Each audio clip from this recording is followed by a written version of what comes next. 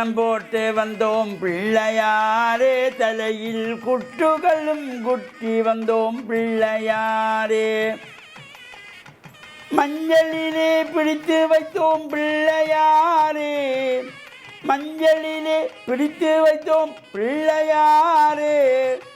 வாழ்வில் மங்களத்தை தந்திடுவான் பிள்ளையாரே, வாழ்வில் மங்களத்தை தந்திடுவான் பிள்ளையாரே.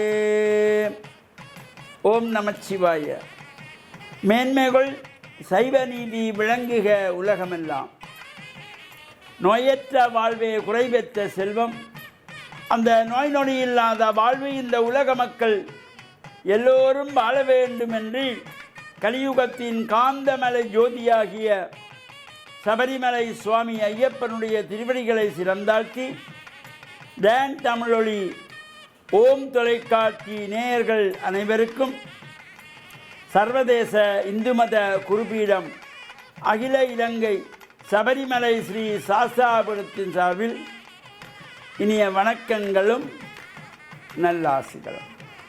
என்றும் மங்களகரமான குரோதி வருஷம் ஐப்பசி மாதம் 23ஆம் நாள் 9/11/2024 சனிக்கிழமை.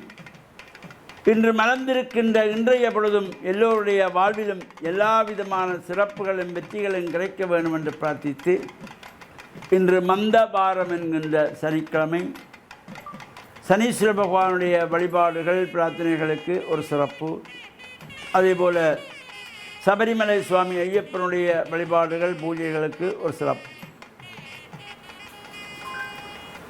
இன்று நாம் இந்த சனிக்கிழமையிலே எண்ணெய் வைத்து ஸ்நானம் செய்வதற்கு ஒரு சிறந்த நாள். தமிழ் மூதாட்டி அவை சொன்னாள், சனி நீராடு. உடல் பூராகும் எண்ணெய் பூசி நீராடுகின்ற ஒரு சிறப்பு இந்த சனிக்கிழமைக்கு ஒரு வல்லமையையும் சக்தியையும் தரக்கூடியது. அதேபோல் சனீஸ்வர பகவானை வழிபாடு செய்து பிரார்த்தனை செய்வதற்கும் ஒரு சிறப்பான நாள். இன்று சனிக்கிழமை. வருகின்ற சனிக்கிழமை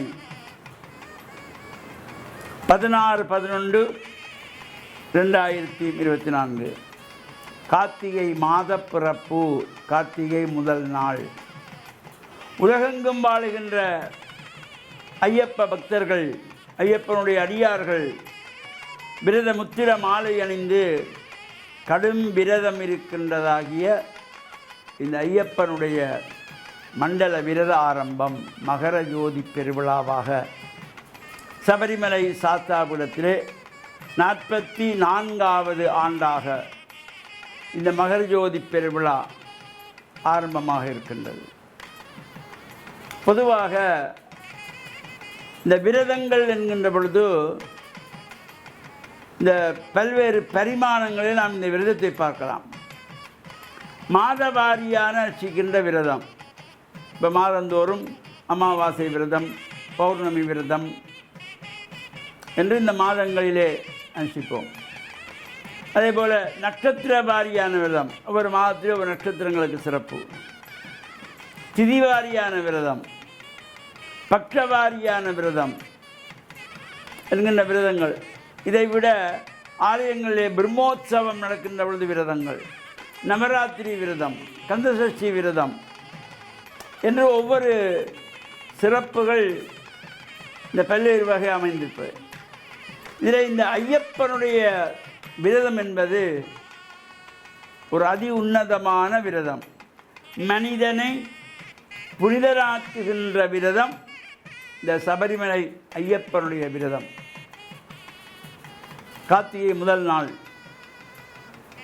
ஆரம்பமாகி தொடர்ச்சியாக 48 நாட்களுக்கு இந்த பூஜைகள், வழிபாடுகள், உற்சவங்கள் நடைபெற்று அதன் பின்பு மலை யாத்திரை சென்று தை முதல் நாளிலே சுவாமி ஐயப்பனை ஜோதியாக காணுகின்ற மகர ஜோதி.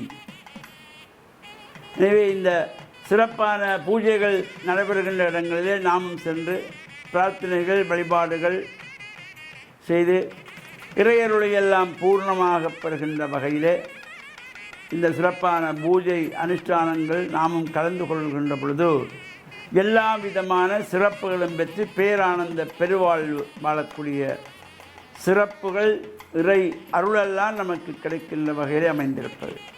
எனவே நாமும் இறையருளை பெற்று மண்ணில் நல்ல வண்ணம் வாழ டான் தமிழொலி ஓம் தொலைக்காட்சி நேயர்கள் அனைவருக்கும் சர்வதேச இந்து மத குறிப்பீடம் அகில இலங்கை சபரிமலை ஸ்ரீ சாஸ்தாபுரத்தின் சார்பில் நல்ல ஆசிகளை கூறிக்கொள்வதில் மன மகிழ்வு கொள்கிறோம்.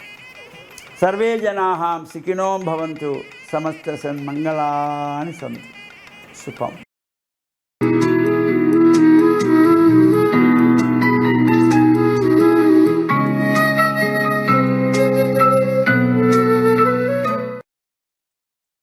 இறை இயேசுவில் என் அன்பு நெஞ்சங்களே, கிறிஸ்தவ நற்சிந்தனை வேளையில் உங்களை சந்திப்பதிலே எனக்கு மிக்க மகிழ்ச்சி.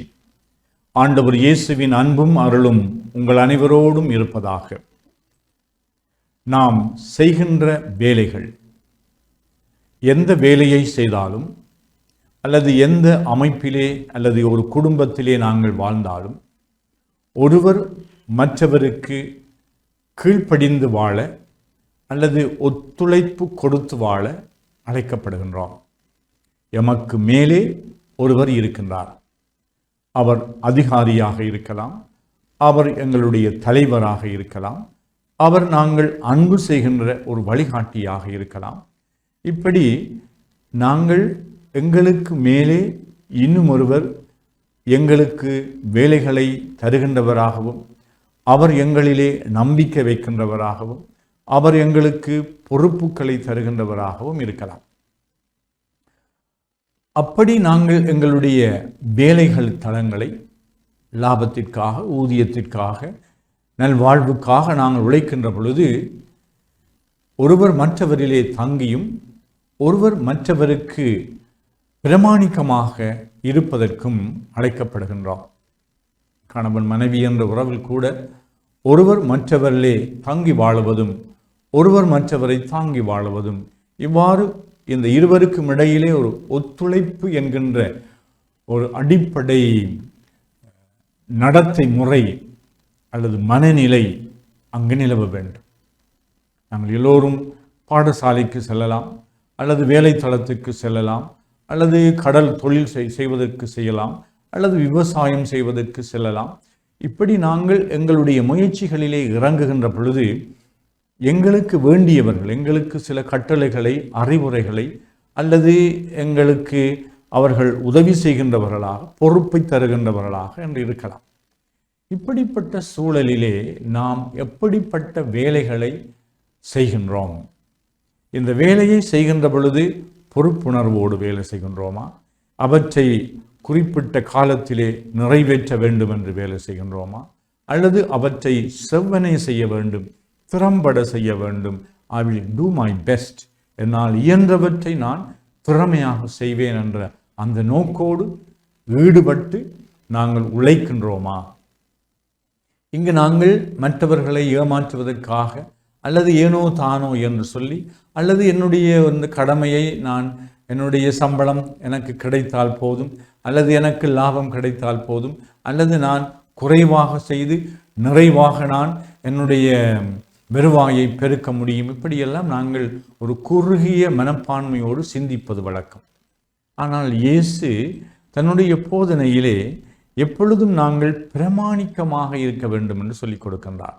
இந்த பிரமாணிக்க தன்மை என்பது ஒருவர் என்னை நம்புகின்ற பொழுது நான் நம்பத்தக்க விதமாக என்னால் என்னுடைய ஆற்றலுக்கும் அறிவுக்கும் என்னுடைய முயற்சிக்கும் ஏற்றபடி நான் அந்த பொறுப்பை நிறைவேற்றுகின்ற ஒரு நேர்மையாளராக நான் விளங்குவதற்கு இறைவன் எங்களுக்கு இந்த நாளிலே ஏராளமான வரங்களை அருள வேண்டும் என்று உங்களுக்காக நான் வேண்டி நிற்கின்றேன். ஆமென்.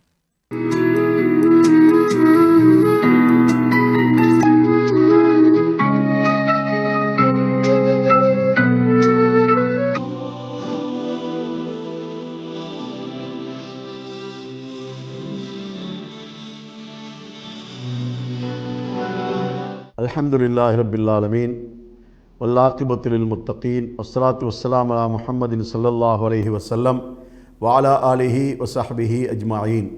அன்புள்ள நேயர்களே, சகோதர சகோதரிகளே, இன்றைய காலை பொழுதிலே உங்களை சந்திப்பதிலே நான் மகிழ்ச்சி அடைகின்றேன். நாம் நமது பெற்றோர்கள் விஷயத்திலே மிக கூடுதல் கவனம் செலுத்தக்கூடியவர்களாக இருக்க வேண்டும். நாம் சிறுவர்களாக இருக்கின்ற நேரத்திலே நம்மை வளர்த்து ஆளாக்குவதற்காக தமது பொருளாதாரத்தை முழுமையாக அவர்கள் செலவு செய்கின்றார்கள். தமது நேரங்களை காலங்களை கூடுதலாக அவர்கள் செலவு செய்கின்றார்கள்.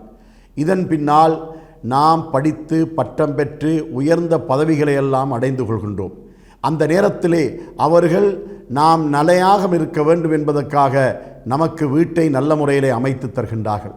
பாதையிலே நாம் செல்லும்போது நமக்கு ஏதும் துன்பங்கள் வராமல் இருக்க வேண்டும் என்பதற்காக நமக்கு அவர்கள் பாதுகாப்பு வழங்குகின்றார்கள். இப்படியெல்லாம் செய்ததுக்கு பின்னால் நாம் ஒரு நல்ல பதவிக்கு வந்து திருமணம் முடித்து பிள்ளைகளையும் பெற்றெடுத்ததற்கு பின்னால் அந்த நமது பெற்றோர்கள் முதிய வயதை அடைந்து விடுகின்றார்கள். முதிய வயதை அடைந்ததற்கு பின்னால் அந்த பெற்றோர்களை நமது வீட்டுக்குள்ளே வைத்து அவர்களுக்கு உபசரிப்பதிலே, அவர்களுக்கு பணிவிடை செய்வதிலே நமக்கு அருவருப்பு ஏற்பட்டு விடுகின்றது. அவர்களுடைய நடவடிக்கைகள் ஒரு சிலது அருவருப்பை ஏற்படுத்தினாலும் கூட நாம் அருவருப்படைய கூடாது. அப்படி ஏற்பட்டு விட்ட உடனே நமது வீட்டுக்கு பிற்காலத்திலே வந்து சேர்ந்த நமது மனைவிமார்கள் எல்லாம் அந்த பெற்றோர்களை வீட்டிலே வைத்திருக்கக்கூடாது என கணவனை வற்புறுத்துகின்றார்கள். அதாவது அந்த மகனை பெற்றெடுத்த பெற்றோர்களை வீட்டுக்குள்ளே வைக்கக்கூடாது என பிற்காலத்திலே அந்த வீட்டிலே வந்து குடியேறிய அந்த மனைவி கணவனை அங்கே வற்புறுத்துகிறாள். இவர்களை கொண்டு போய் முதியோர் இல்லத்திலே விட்டு வாருங்கள், தாயென்றால் பெண்கள் முதியோர் இல்லத்திலே விட்டு வாருங்கள், அதே போல தந்தை என்றால் ஆண்கள் முதியோர் இல்லத்திலே விட்டு வாருங்கள் என்று வற்புறுத்துகின்ற ஒரு நிலைமையை நாம் பார்க்கின்றோம். அதனால் இன்று முதியோர் இல்லம் என்ற ஒரு கலாச்சாரம் ஏற்பட்டிருக்கின்றது. அந்த முதியோர் இல்லத்திலே ஒவ்வொருவரும் கொண்டு போய் போடப்படுகின்றார்கள். அதாவது தனது பிள்ளையுடைய ஒரு உயர்ந்த பதவிக்காக, அவனை டாக்டர் ஆக்குவதற்காக, அவனை ஒரு சட்டத்தரணி ஆக்குவதற்காக, அவனை ஒரு இன்ஜினியர் ஆக்குவதற்காக, இப்படி எத்தனையோ பதவிகளை அவனுக்கு ஏற்படுத்தி கொடுப்பதற்காக லட்சக்கணக்கான கோடிக்கணக்கான ரூபாய்களை உழைக்கக்கூடிய தகுதியுடையவனாக தனது பிள்ளையை ஆக்குவதற்காக கஷ்டப்பட்ட அந்த பெற்றோரை கை நீட்டி உணவு வாங்கி சாப்பிடக்கூடிய முதியோர் இல்லத்திலே கொண்டு போய் சேர்க்கக்கூடிய பிள்ளைகளை நாம் பார்க்கின்றோம். இது அக்கிரமத்திலும் மிகப்பெரிய அக்கிரமமாக இருப்பதை நாம் காணக்கூடியதாக இருந்து கொண்டிருக்கின்றது. அவர்கள் கடைசி வரைக்கும் அவர்கள் முதியவர்களாகிவிட்டால் அவர்களுக்கு பணிவிடை செய்ய வேண்டும். இவன் சிறு பிள்ளையாக இருக்கின்ற போது இவனுடைய மலசலத்தை கழுவி விட்டார்கள், இவனுக்கு உணவு ஊட்டி விட்டார்கள், இவனுக்கு ஆடை அணிவித்து விட்டார்கள். நோய் வந்த போது இவனை தலையிலும் கழுத்திலும் சுமந்து இவனை எடுத்து சென்று மருந்து வாங்கி கொடுத்தார்கள்.